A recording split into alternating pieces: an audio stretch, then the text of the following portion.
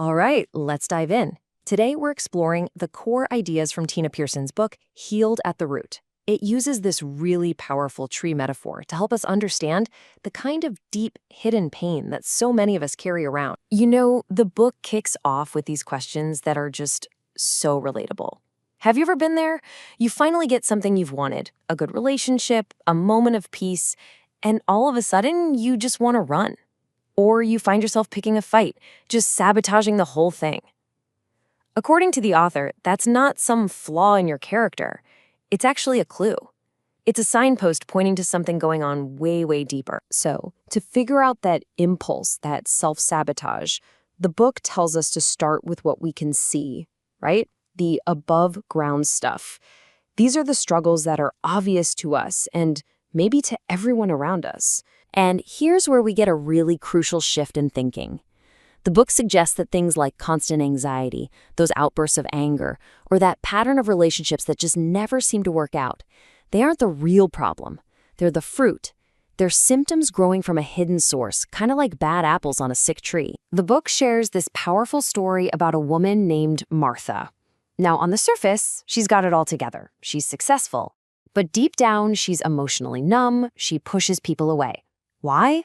Well, this quote explains everything. Her childhood, where her dad left and her mom was emotionally checked out, it created this unconscious root system. These roots taught her these deep-seated beliefs. She didn't consciously choose to believe these things. Her roots chose for her. And that leads us to the absolute core idea of the book. You can't create lasting change just by picking the bad fruit off the branches. It'll just grow back. To find real, lasting healing, you have to get your hands dirty, go beneath the surface, and deal with the hidden root system. Okay, so a huge part of this root system is what the book calls generational trauma. And let's be really clear, the author isn't talking about some kind of mystical family curse. Nope, it's about observable inherited patterns. It's the simple, powerful idea that the way our grandparents dealt with their pain, well, that shaped how they raised our parents, and that, in turn, shaped us. You can see how this works. It's like a chain reaction. Imagine a grandmother who goes through something awful, and to survive, she just hardens herself. So she ends up raising her daughter with this intense need for control, maybe parenting out of fear. Well, that daughter never learns what real emotional safety feels like. So when she has a child, she passes on that same guardedness.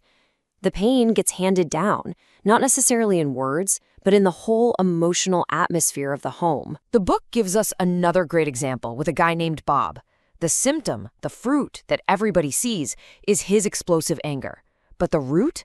Well, that goes all the way back to a childhood where every time he showed an emotion, sadness, fear, he was punished for it. He learned that feelings were dangerous, so he stuffed them down until, boom. You see?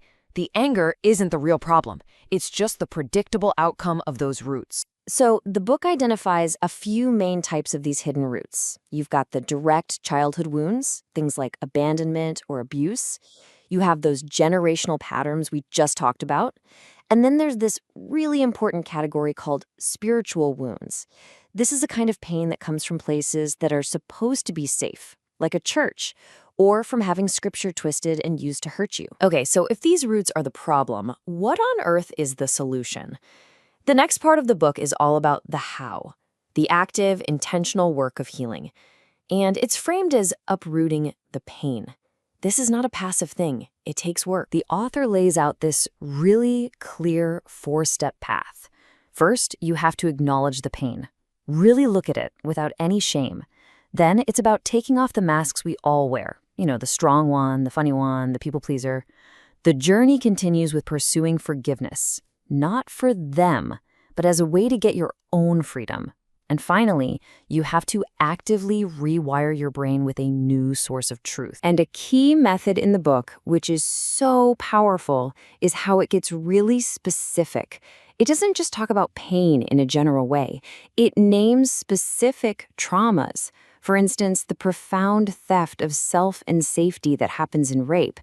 And then it pairs that specific wound with a specific targeted promise for healing. So to fight back against the overwhelming feeling of powerlessness that comes from that kind of violation, the book offers this verse: This is the counter-narrative. Where the trauma screams, "You are a victim," this truth declares, "No, you are more than a conqueror." It's a tool to actively take back your identity. And this same framework gets applied to so many other wounds. For example, it speaks directly to that deep, gnawing ache of rejection that comes from being abandoned by a parent, a pain that can plant a root that says, "I am fundamentally unlovable." So what's the counter-narrative for that root belief that says, "People always leave"? Well, the book gives this promise. It's a direct answer. The goal is to slowly, intentionally replace that old, painful root with this new, life-giving truth of a presence that will never, ever leave you. So after all this work, this digging and uprooting and replanting, what's the end goal? What does a healed life even look like? The final section of the book paints this beautiful picture of what it means to finally be rooted in wholeness. This verse from Jeremiah is the central image. Just notice the incredible contrast with the unhealthy fruit from the beginning. A person rooted in wholeness is like a tree planted by a constant source of life. It isn't afraid of the drought, the tough times, because its roots go deep. It's resilient. It stays green. And it starts to produce good fruit naturally. And this is maybe the most important takeaway. Healing isn't about magic or erasing the past, pretending the wounds never happened. The scars? They might still be there. But according to this framework, healing means those scars no longer have power over you.